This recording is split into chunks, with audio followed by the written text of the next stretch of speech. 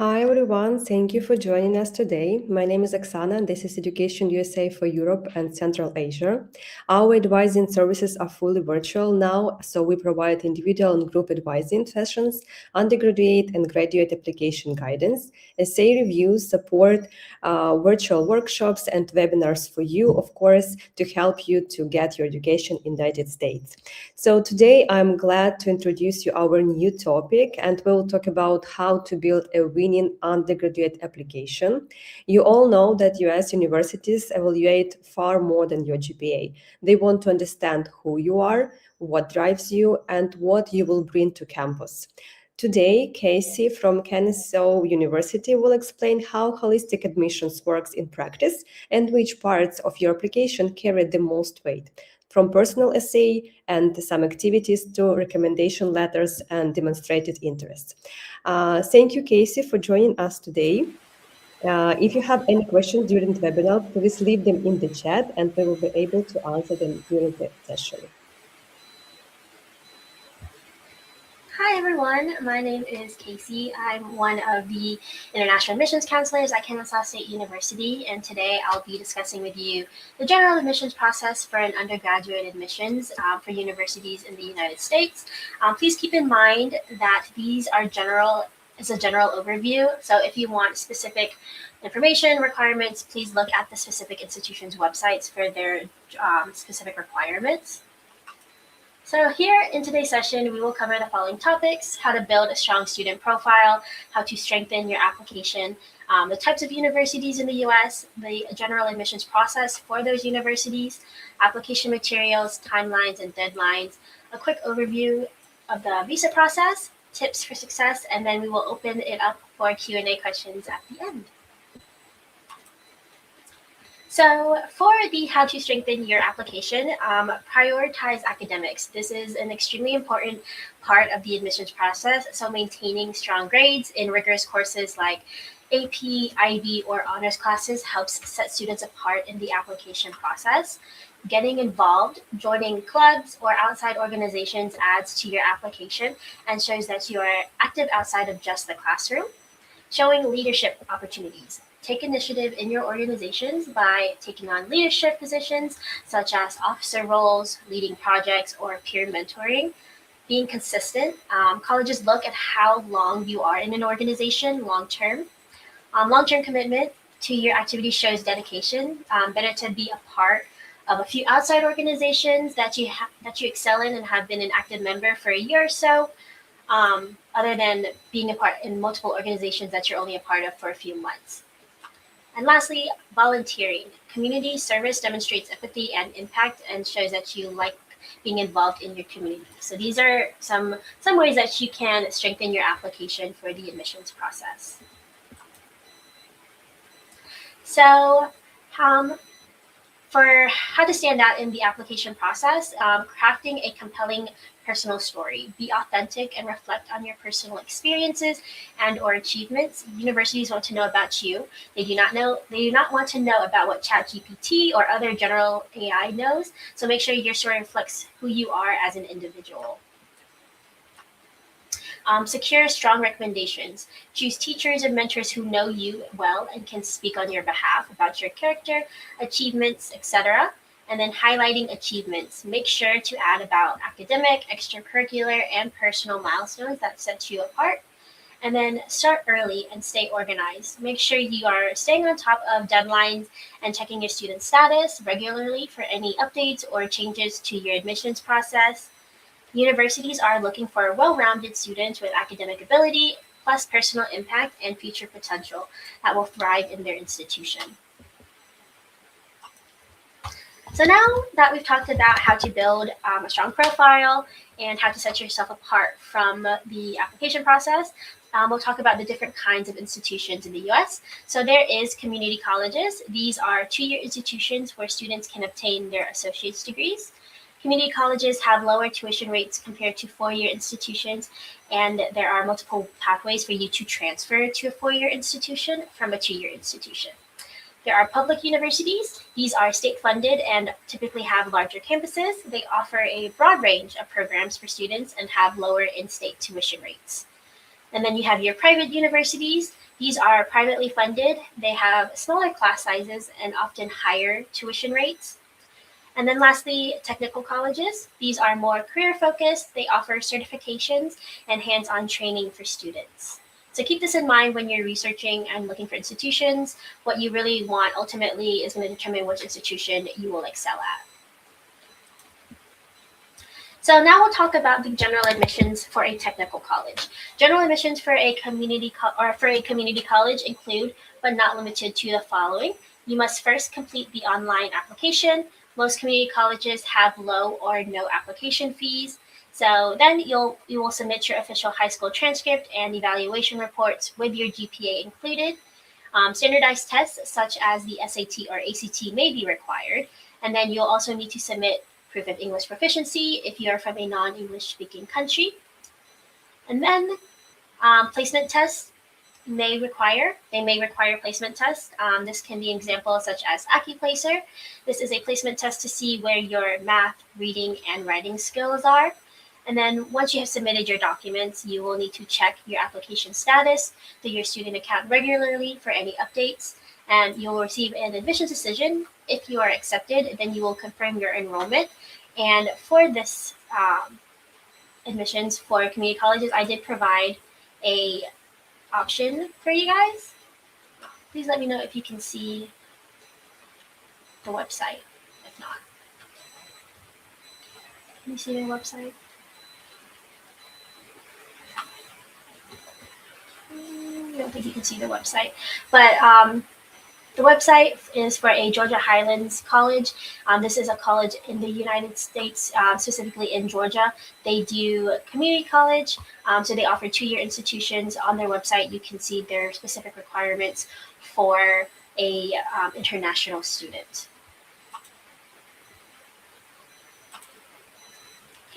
So next, you have the admissions process for a technical college. So again, you'll complete the online application and pay the application fee. Typically, it is a low fee for the technical colleges.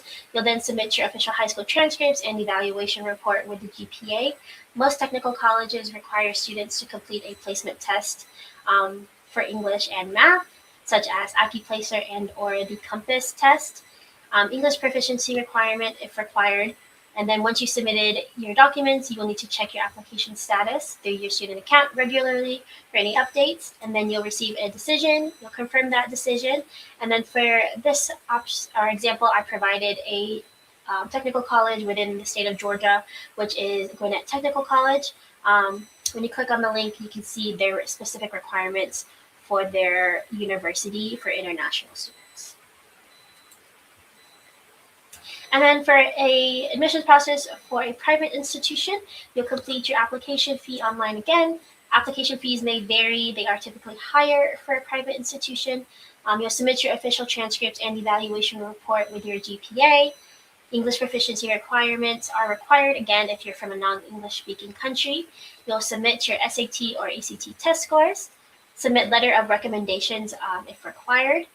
And then once you have submitted your documents, you will need to check your application status through your student account regularly for any updates, and then you will receive a decision based on your application. And for the private institution that I put as an example, I put Emory University, which is a private institution in the state of Georgia. So you can see their admissions requirements on their website as well. And then for admissions for a public institution, I put the admissions process for completing applications. So you'll complete the online application fee. Fees will vary depending on the institution. You'll submit official transcripts and then again the evaluation report with your GPA. You'll submit your SAT or ACT test scores. English proficiency is required. Letter of recommendations, personal essays. And then once you have submitted your documents, you will need to check your student status for any updates, and then once they made a decision, you'll get an admissions decision, and then you can click or to confirm your enrollment if you've been accepted. And then for a public institution, I put Kennesaw State University as an example. So for Kennesaw specific, for our admissions process, you will apply through the Common App. Complete the application with much detail as possible, including your personal information, academic history, extracurricular activities, and any leadership or special projects you have participated in. The more specifics you provide, the better we can understand your accomplishments. And then you'll submit your official high school transcripts. Submit transcripts from all high schools you have attended. These should reflect your complete academic record, including courses taken and the grades you've earned. And then we would require an official evaluation of your high school transcript so that we can interpret your grades using the US grading scale.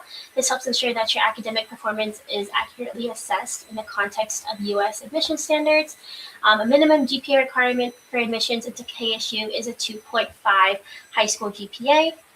And then official SAT or ACT test scores. You'll submit your official standardized test scores. For many international students, these scores can also satisfy English proficiency requirements, eliminating the need for a separate English exam. For the SAT test scores, requirements are a 500 in evidence-based reading and writing and a 490 in math. For the math, for the ACT, it is a 18, and for the English and reading, it is a 18 as well. So by providing all of these documents and materials, KSU can thoroughly review your academic preparation and make a fair and informed admissions decision. For KSU specifically, and not every institution, for Kennesaw, we do not require letters of recommendations for the general application process, but other institutions may require that. So just look at the specific institution you are wanting to attend to make sure that you're following their right admissions process. So for timelines and deadlines, each university has different application and document deadlines. So be sure to check their specific website to ensure you are meeting the deadlines on time. The different types of decisions. So we have early decision. This is a binding decision, which means you must commit to that institution. It typically happens at the beginning of November. Types of schools that have early decision would be the University of Georgia and the Georgia Institute of Technology.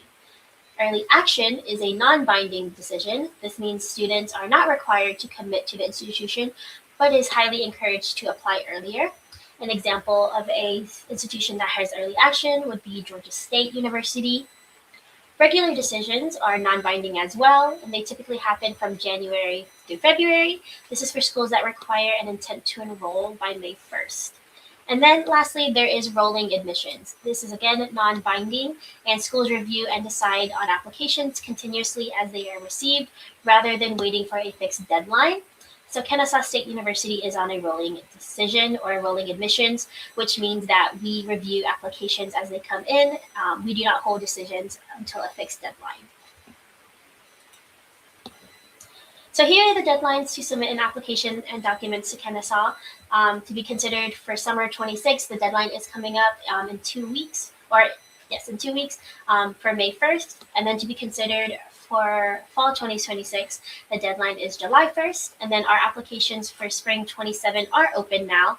And the deadline to apply is November 16th. And all documents such as your transcripts, evaluations, test scores are due by December 1st.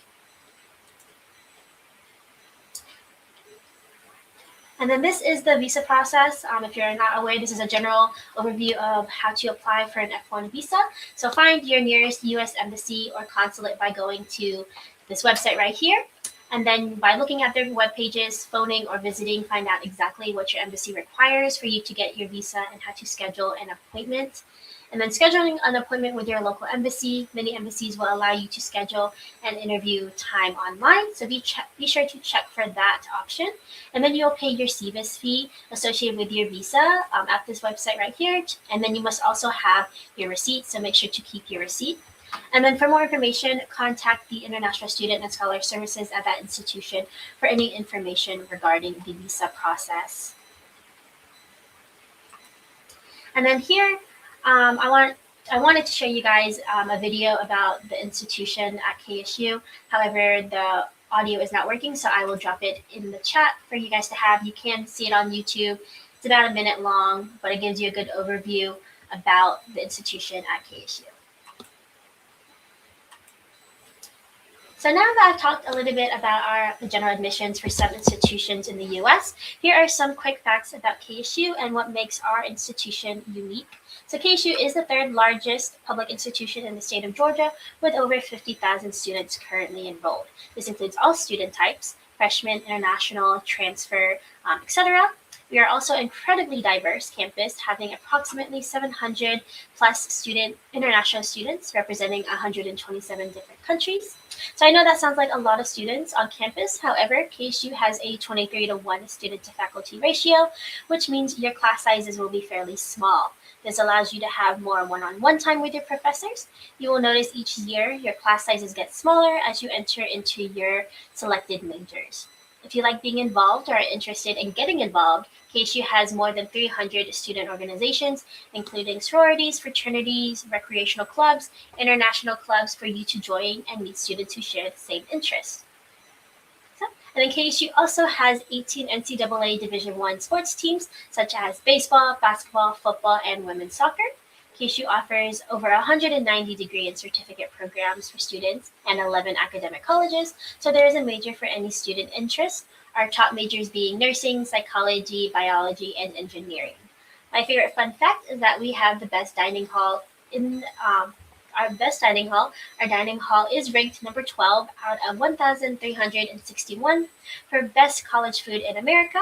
A cool thing is that we have a dining station that celebrates international cuisines and cultural foods because we understand that some cultures from around the world have different dietary restrictions or preferences. It is also a great way for students to try other cultures' cuisines from around the world. So now let's talk about some of the benefits of our location. We do have two main campuses located in the Northwest Atlanta metro area. Our Kennesaw campus and Marietta campus are both located in Cobb County. Both campuses are only about 20 minutes apart, and many students travel back and forth between both campuses for their classes. Students are able to utilize our Big Owl bus called the Bob to take them to and from both campuses, KSU sporting events, and the Town Center Mall. We're also about 35 minutes from downtown Atlanta, which is home to Fortune 500 companies, where a lot of our students go to do co-ops, internships, and job shadowing opportunities so they can get that hands-on experience they need before earning their degrees. We're also about 45 minutes away from Hartsfield-Jackson International Airport. This is the world's largest and busiest airport.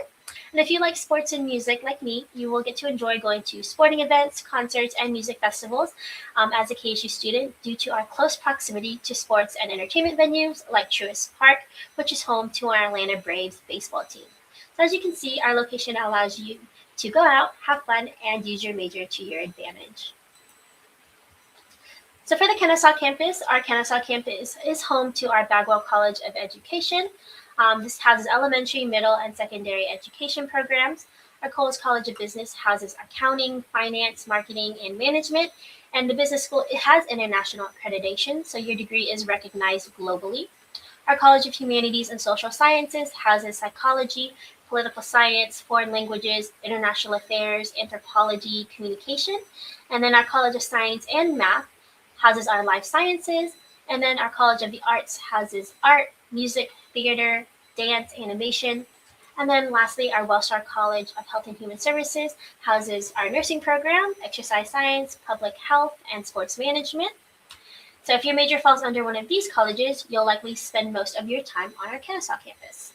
Next is our Marietta campus, home to many of our STEM majors. Our College of Architecture and Construction Management.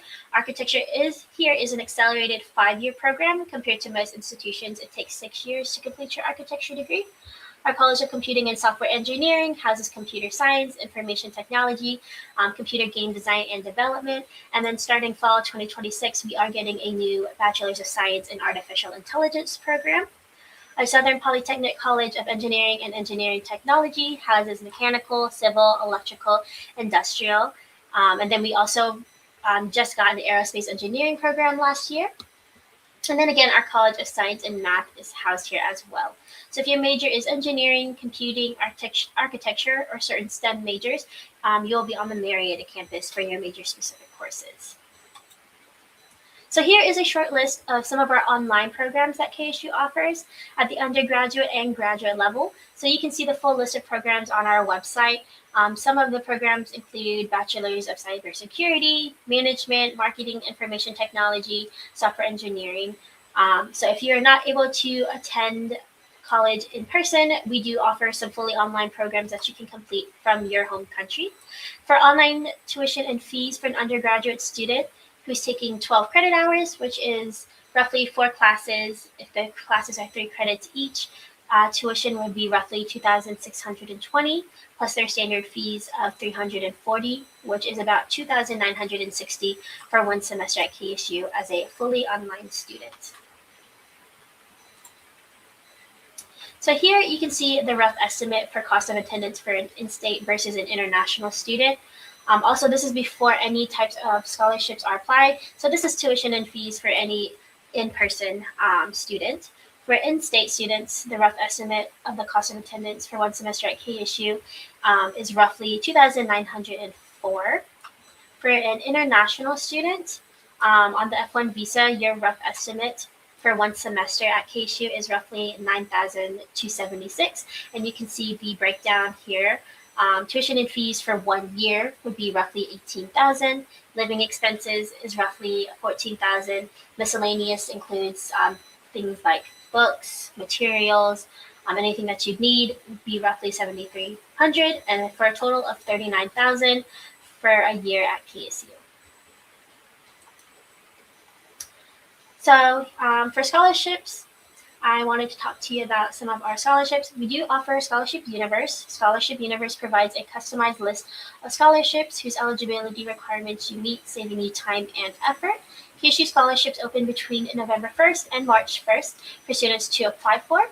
We also do offer an F1 tuition waiver for international students on the F1 visa status.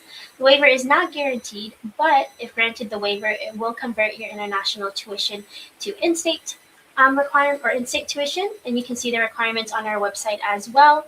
The tuition waiver or the tuition application is now open for summer and fall 26 for any student to apply once they've been accepted. I bring this up because if you are awarded the tuition waiver, instead of the 9,000 for international tuition, you'd be paying in-state tuition, which is roughly 3,000. So it's a huge decrease in tuition if you are awarded the tuition waiver. And you can also add scholarships along with your tuition waiver as well to bring the total cost down. We also do offer a KSU Journey Honors College. It is a program for high-achieving, motivated students at Kennesaw State University that offers a specialized curriculum, including honors courses, seminars, and undergraduate research opportunities. It provides benefits such as priority registration, specialized advising, scholarships, opportunities, and access to exclusive lounges on campus. The college also supports students through various opportunities like our study abroad and elite cohort programs, and serves students in all undergraduate majors. Students apply through the Common App as first-year students, can also use the internal Honors College application as well, and their requirements are on their website. And now our Double OWL Pathway program is a great opportunity for you to earn your bachelor's and master's degree faster than doing them separately. It saves you time and tuition. If you're interested in pursuing this program, please ensure to have this conversation with your academic advisor after you've been accepted to discuss course registration. So this is a great opportunity if you know you want to get a master's degree. You can start earning master's level credit during your undergraduate courses as well. And finally, some tips for success that I want to leave you with is to apply early, submit required documents, maintain a strong GPA and test early, follow up on listing items and check your status regularly, ask questions often, and schedule a meeting with admissions counselors for any questions that you may have. And then lastly, some common mistakes that I see students do is reaching out last minute or not reaching out at all if they have any questions, not knowing the deadlines, not proofreading an essay, and then making assumptions about institutions.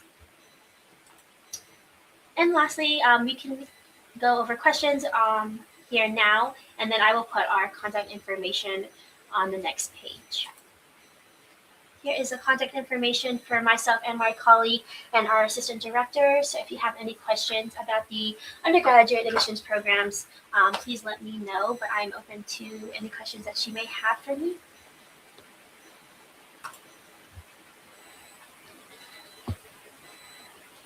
Thank you so much, Kaycee, for this presentation. It was pretty useful, and I think it covered general questions from our students. to have some time for your questions, dear participants. So if you have any urgent questions about the application process, please write down them in the chat. However, we also have some questions from the students who submitted them in advance. So if you don't mind, we will start this stage of answering the questions. And the first one I can see in the chat is already. So how do admissions officers distinguish between genuine stories and one that feel constructed for impact? This is a good question, I think. I'm sorry, you broke up a little bit. Can you repeat the question? Sure. How do admissions officers distinguish between genuine stories and ones that feel constructed or for impact? So I feel like it's on a case by case student, but typically sometimes admissions officers will potentially plug the essay into generative AI to see if anything pops up, if it feels like it may be not genuine, or but typically um, admissions officers can tell because the details in the essay are very unique to that student specifically. So just making sure that you're unique about your specific um, upbringing or anything specific about you, we can typically tell when it's a genuine story and if it feels constructed. Thank you so much. So I think I will just show these questions on the screen as well, so it will be easier for you to see them. So the next one is about English proficiency, of course. We usually have these questions like this. So about the English proficiency certificate, which one is available to more institutions, TOEFL or IELTS?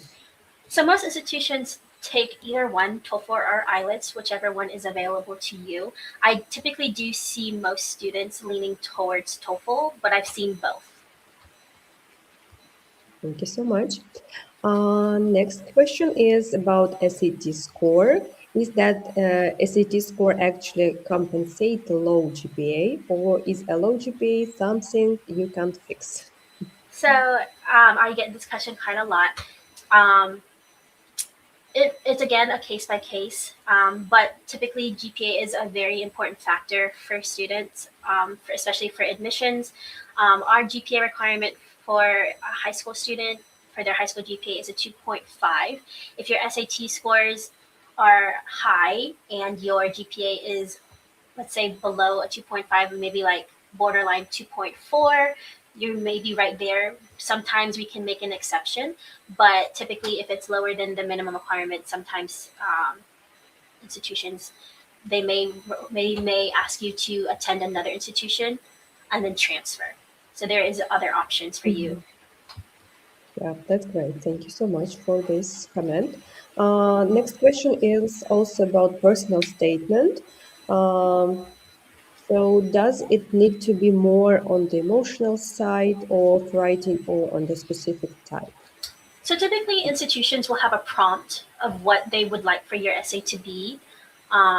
I have seen essays of students, for example, our tuition waiver, we do have an essay that students need to write for the tuition waiver. For the tuition waiver, the prompt is that we would like to see why you chose Kennesaw as an institution to do your academics at. So we want to know what drove you to come to KSU. How does the tuition waiver aid in you being able to get your academics here? So just a genuine um, response about why you chose that specific institution and what the institution can provide for you and what you can provide for that institution. But they typically, institutions have a prompt that you can follow. Thank you so much. So I think next question is also related to GPA and extracurricular activities. So what play a huge role in application, extra activities or GPA? I think both of them are great. However, GPA is probably more important just because you are there for an institution for academics. So they want to make sure that you're going to excel in the academic profile at that institution. But extracurriculars does help showing a well-rounded student. So while you're doing school, you're also doing other organizations, doing extracurricular activities. So being able to manage both of them, but ultimately, your academics are important. That's great. Thank you so much. Next one, I think, is also related to English proficiency. However, we discussed like this kind of questions before, dear students, but let's just make a quick note. So if we take the SAT, we don't have to take an English proficiency test. Is it correct or not? Correct. If you take the SAT and score a 500, which is the requirement for Kennesaw, um, you score 500 in the evidence-based reading and writing section, that will satisfy the English proficiency requirement. Okay, so it might be like a bonus for you students Yes. if you apply to this university. That's great, wonderful. So next question, I will just put it in on the screen as well. So is it possible to apply as a freshman if you have already enrolled to other university that you plan to quit? So you can apply. We will still need the documents from your previous institution. So because you have college credit, we will require both your high school documents and your college transcript as well. So it means that they apply still as a freshman or like they transferred, they will be transferred students. It depends on how many credits they have. So for Mhm. Kennesaw, if they have 20 or 30 credit hours, they would be considered a transfer. If they have less than that, we consider them a transfer freshman. So they still meet the requirements of a freshman student as well as bringing or as well as submitting their college transcript. Okay, that's clear. Thank you so much. So, is it true that GPA international students cannot be evaluated in the same way as the USA GPA? Because every country has different grade requirements, so there is no equivalent. So that is why we have the students do an evaluation report because those evaluation companies they know the equivalencies between those countries GPA and the US equivalency. So they're going to convert those GPAs to make sure that it accurately reflects the US equivalency as well. So that's why we highly recommend that they get an evaluation so that they can see the equivalency of a US education. Great, thank you so much. I think we have a couple more questions about GPA and SAT scores, so we will cover them and then we will come back to the question about the application. Since we're talking about how to build a winning undergrad application, so we will cover some questions as well. So the question is about GPA again. So how important is explaining the reason for a low GPA in application and what makes that explanation credible versus just an excuse? I think, again, on a case by case, institutions will look at the reason for a low GPA. If the student is continuously not doing well in their academics semester after semester, there may be an underlying problem. Sometimes it could be personal, a death in the family, they're going through something, explaining the situation. Um, but ultimately, taking up for their actions. School does come first, things happen. So being sure to explain what happened to your GPA, institutions will look at that. So it's better to provide this explanation, Yes. even though than do not provide. Yeah, thank you so much. So yeah, and finally we will move to the questions about the application. So dear students, if you have questions about how to build a winning undergraduate application, so we're talking today about undergraduate application. Please pay attention. We'll talk about graduate application a bit later. And the question is about what are the most common non-obvious mistakes that international students and applicants make. What's the most common non-obvious mistake international applicants make? Oh, hmm.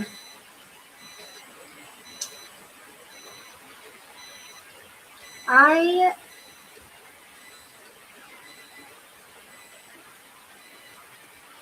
So you mentioned already about deadlines, yeah, like apply yes. at the So last moment. some mistakes is a lot of students believe most institutions are their requirements are the same.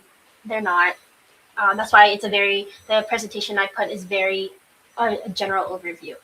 So they have to look at their specific institution about the requirements that are needed, not making the deadlines. So each institution has different deadlines. Making sure that they're staying on top of it, making sure they know the difference between an application deadline and a document deadline. So some institutions make one deadline and some have separate. So an application is submitting the application through Common App. So having the application submitted to the institution, a document deadline is a separate deadline potentially where the student needs to submit their transcript, their test scores. So knowing those different deadlines, as well as making sure they're staying on top and are well organized. But those are some of the common mistakes. Not proofreading their their application as well, making not having someone proofread it. I've had students put a different name on their application. So I've seen that. So just making sure that they're proofreading their application and that it's accurate, because they do sign off on the application that the information they provided is accurate to their knowledge. That's great. So, of course, this is number one, like deadlines, yeah. So we can assume, and also make sure that you pay attention to details and read everything carefully. Thank you so much. So, next question is about activities. What if my additional activities are diverse and not exactly related to the? We have like question about master degree, but we can talk about also bachelor's degree. How will the administration, like application committee, do this? So if you have activities that are diverse and not exactly related to your specific degree, that's fine, because they can look at other things such as soft skills. If you're in leadership positions in those additional activities, they'll look to see if you've held a leadership position, if you've done extra um, activities within that additional activity. So there's other ways that it doesn't the activity doesn't have to specifically relate to your degree, but there are certain key things that they may look at, as in soft skills, communication, like communications, are you well organized, things like that that you've learned in the organization that you can apply. That's great. Thank you so much. Next question is about international summer camps or schools like this. So, are these activities important for application or it's not necessary? It may be for some institutions, they may require international summer camps or schools. So that's why it's important to look at the specific institution. For Kennesaw specifically, we don't look at international summer camps or schools as part of the admissions process, but some institutions may. Okay, that's great. Thank you so much.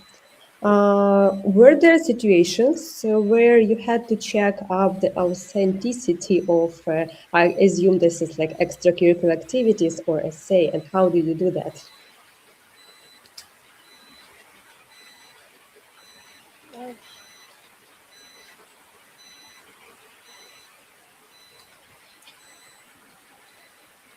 I think if the essay is not genuine or does not reflect who you are as a student, institutions are going to run the essay through an AI generative, just to make sure that it's not using AI. And once you get into college, professors do, if you submit an essay to professors, they will make sure that it's not using AI as well. So they run those essays through scanners to make sure that it's authentic.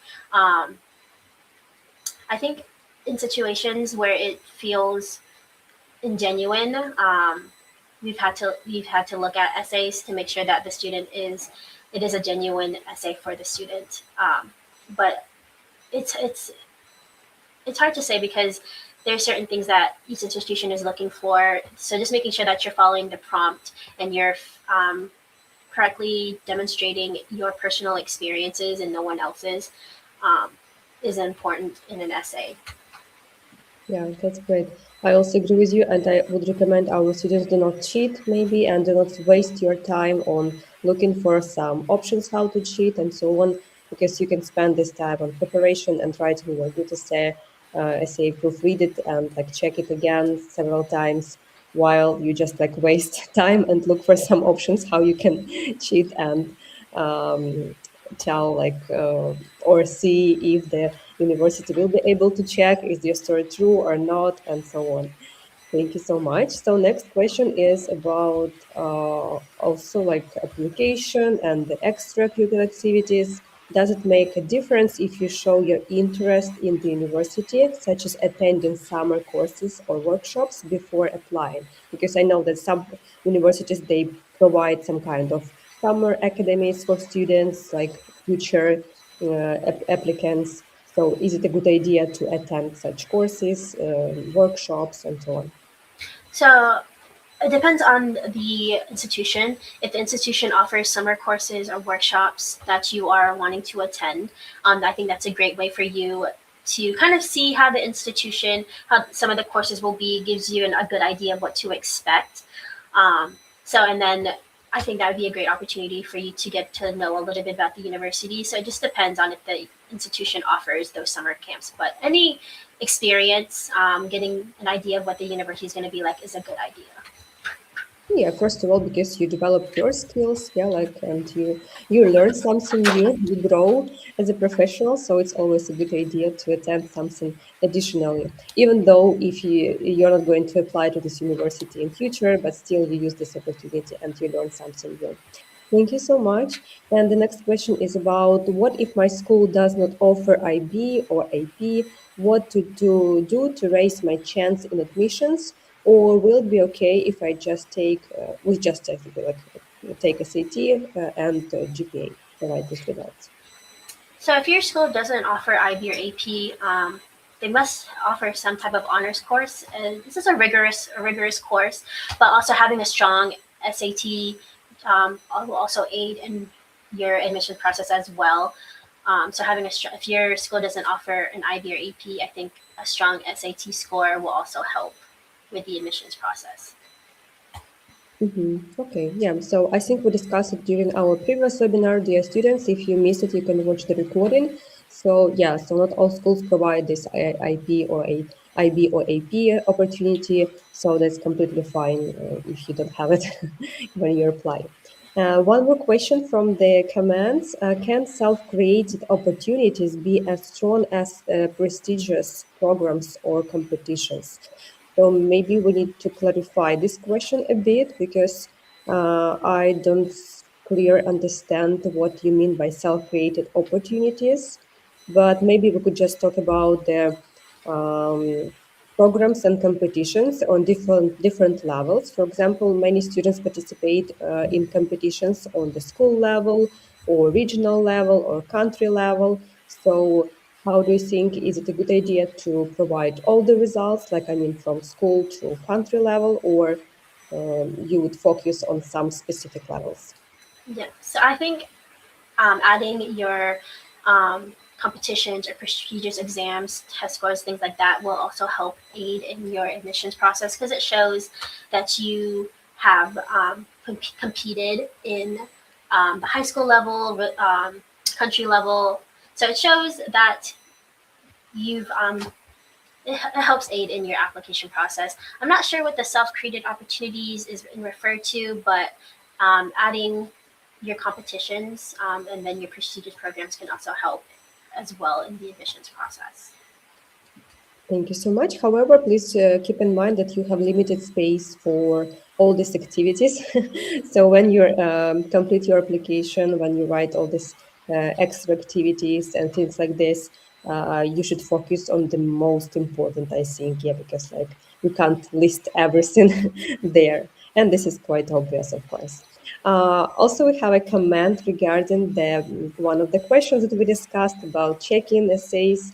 So the question I asked was because I have met a lot of students who will uh, exaggerate or lie about the extra activities.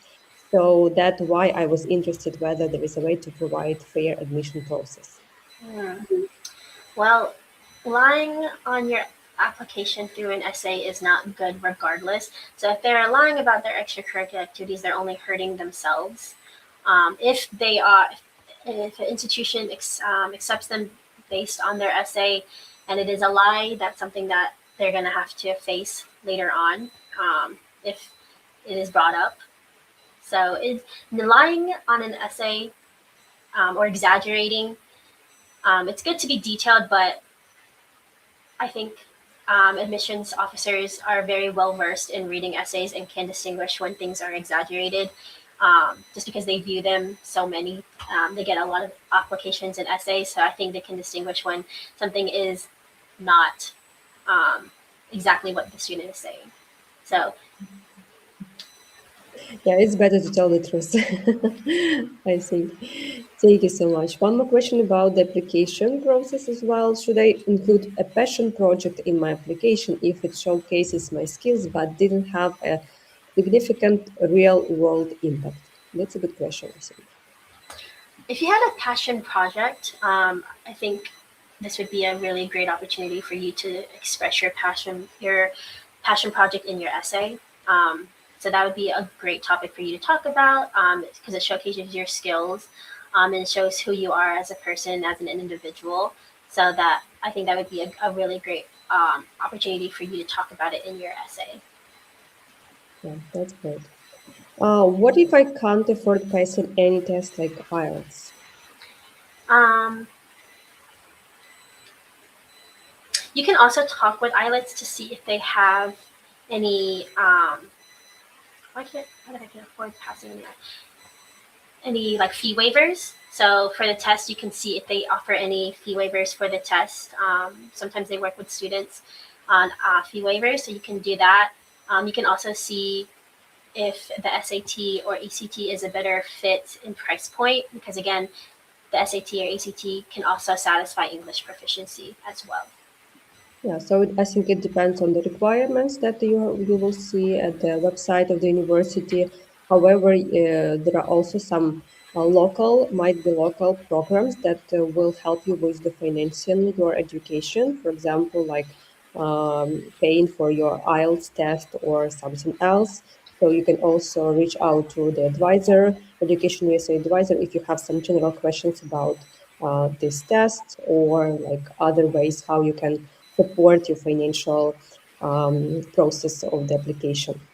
Thank you so much. So we have a couple of more questions about the test I see. So what is the strong SAT score?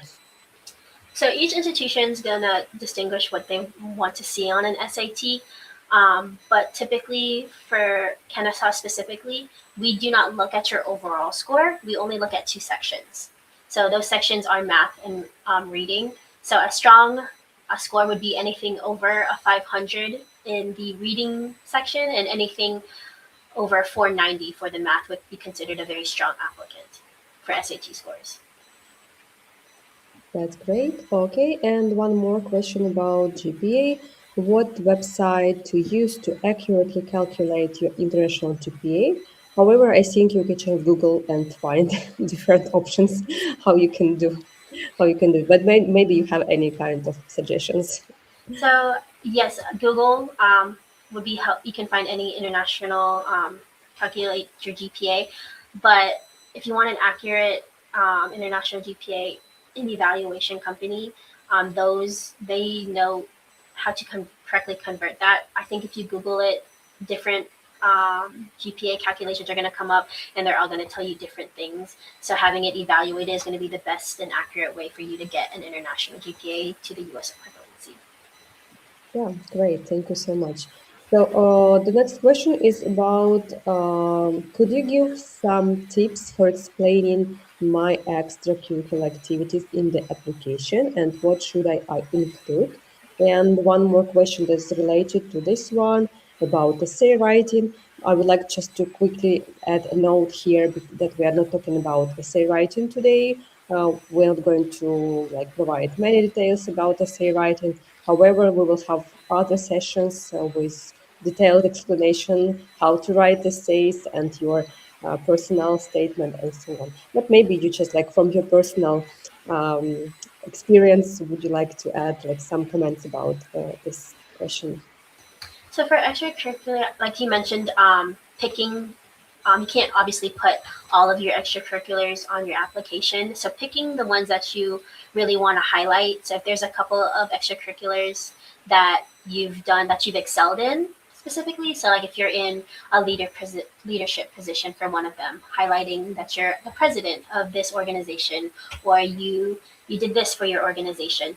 Those are the things that we want to see. So you can be a member of any extracurricular activities, but we want to institutions want to see if you have done any leadership positions in them. So distinguishing um, which ones you want to highlight the most on your application. Yeah, that's great. So again, like a couple of questions we have in the chat about SAT. So dear students, we just covered these questions. So please make sure that you watch the recording if you missed the rest of the session, because we just talked about all these questions. And today we're talking about how to build a winning undergraduate application. So we try to focus on those details that you need to write in your application form, how to cover extracurricular activities, and like how to make sure that your application is outstanding. Let's say like this. I think we will be able to cover a couple of more questions for today's sessions. And I would like to ask you a question. Could you describe a recent application that stood out and what made it special? Maybe you remember some kind of things that stood out really in your experience. So for Kennesaw, our admissions process is a little different compared to most institutions in that we don't look at essays or personal statements. So we really rely on the students' GPA and academics and their SAT scores. So a recent application I noticed was a student. She took it's equivalent to like an AP schooling, but her GPA was near perfect. It was about like a 3.9, very high achieving SAT, ACT test scores. So she had over, I would say like 800 in evidence-based reading and writing for the SAT and 700 for math. So just very smart, academically driven. So I knew she'd be a good fit for our tuition waiver because she had really great test scores and academics. And then I also told the student that she would be a great fit for our honors college, which is for students who are high achieving. They get a lot of great benefits being in the honors college. So we look at academics quite heavily.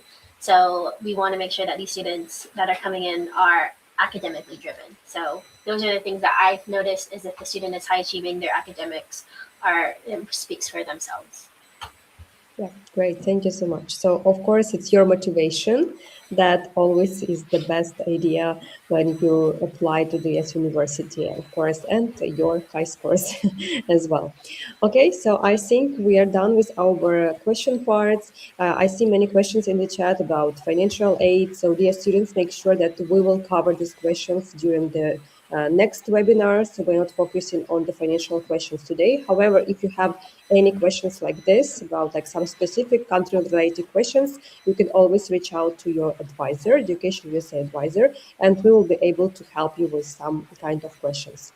For now, I would like to say thank you everyone for joining us today.